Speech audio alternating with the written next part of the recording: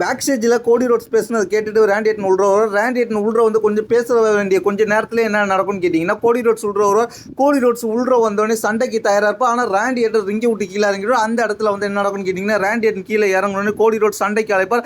அப்போது back ஸ்டேஜிலேருந்து smack down manager அதுக்கப்புறம் செக்யூரிட்டிஸ்லாம் வந்து தடுக்க ஆரம்பிச்சிருவாங்க. ரேண்டி எட்டனை ரிங்குள்ளே போடாமல் பார்த்துப்பாங்க. அதுக்கப்புறம் என்ன சொல்லுவாருன்னு கேட்டிங்கன்னா, கோடி ரோட்ஸ், ரேண்டி எட்டன் நீ யாருக்கும் பதில் சொல்ல வேண்டிய அவசியம் இல்லை, ஆனால் எனக்கு மட்டும் நீ பதில் சொல்ல வேணும். என் கூட நீ மேட்சுக்கு எப்போ வருவா அப்படின்ற பதில் வேணுன்ற மாதிரி கேட்பார். அது மட்டும் இல்லாமல் ரேண்டி ஆட்டன் என்ன சொல்லுவார்னு கேட்டிங்கன்னா, 14 டைம் சாம்பியன் ஆனா லெஜண்ட் கில்லர் என்று அழைக்கப்படுவதற்கு மிகப்பெரிய தகுதியான வைப்பரும் நான் தான் அப்படின்றது நீ மறந்துடக்கூடாது. இந்த பேர்லாம் எனக்கு இருக்குது.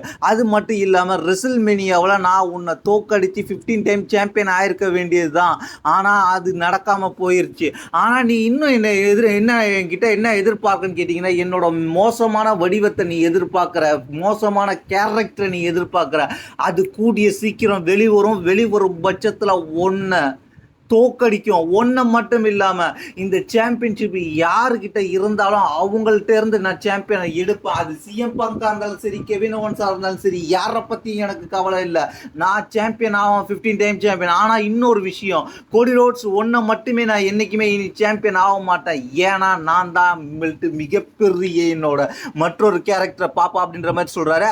அதுக்கப்புறம் அதுக்கு கோடி பதில் கொடுக்குறாரு. நீ என்னடா பெரிய கேரக்டரை காமிக்க போகிறன்ற, நான் உன்னோட பெரிய கேரக்டரை காமிக்கிறான். இங்கே பார், இங்கே இருக்கிறதுலையே எல்லா லெஜெண்டும் ரிட்டையர்மெண்ட் ஆகிட்டாங்க. நீ லெஜெண்ட் கில்லர்னு வேணா சொல்லலாம், ஆனால் கடைசியாக இருக்கிற லெஜெண்ட் நீ மட்டும்தான்.